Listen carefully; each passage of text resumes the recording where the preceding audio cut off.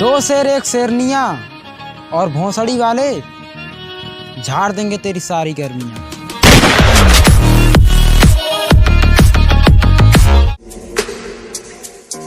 अरे इतना ध्यान मत रखा करो, अभी काम कर रहे हैं, कांड नहीं।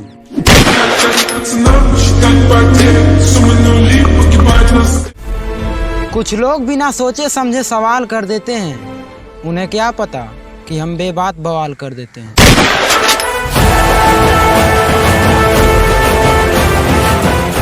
गलती माफी लायक रही तो माफ करब, ना तो साफ करब।